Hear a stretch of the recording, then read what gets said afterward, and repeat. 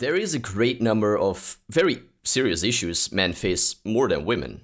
Some of these are most people in prison are men, most student dropouts are men, most homeless people are men, most people who commit suicide are men, and most drug addicts are men. Now, these are some very big problems, but they are in general, more known amongst people. They certainly aren't talked about enough, but they are being brought to light more and more slowly, of course. Now, from all the events you've held, are there any other issues quite a few men struggle with that we aren't talking enough about? Yeah, it's a good question. And to be clear, like those stats are even worse than you make them sound. Like when you say most suicides are men, it's actually like 80% are men. Most incarcerations are men. It's actually like 98%. Stuff like that. Homeless. I think it's 70, 80%. So it's something worth talking about, right? It's an issue.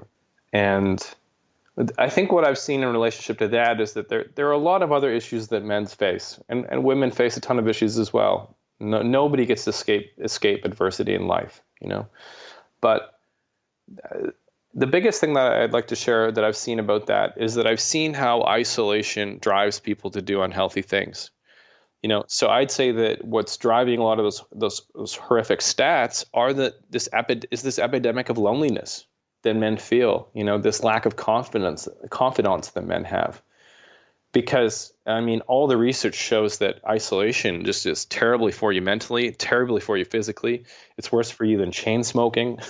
There's been all these studies done that affect your hormones and your mental well-being. And so, if you're walking through life and you have these challenging situations that we all face and you have nobody to talk to about them, it's very easy for that to sort of spiral into a lot of self-pressure and a lot of anxiety and a lot of overwhelm.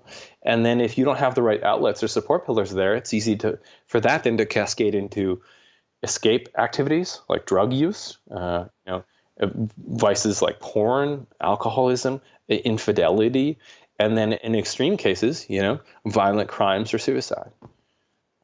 So we have a number of guys in our group who've been suicidal. We have a number of guys we have guys calling in from jail.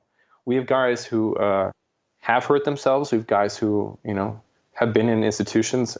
Most of our guys are not like that, but we have seen those guys, and there's always an element of they just had nobody to talk to, and that's why they ended up where they did.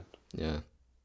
I actually worked for the suicide line for a bit, and loneliness is the biggest factor, actually, why people, start to have suicidal thoughts. Every time almost that was the word that person dropped. So it is huge. Those research that you mentioned, read them as well. It's crazy. It's so crazy what loneliness does to a person, and shows really well that we are not, we shouldn't live alone. It's not good for us. No, and I'm curious to see how those stats continue, because a lot of these social movements that have come out lately have been focused towards men, and they should be, because there's a bunch of horrible men out there doing horrible things.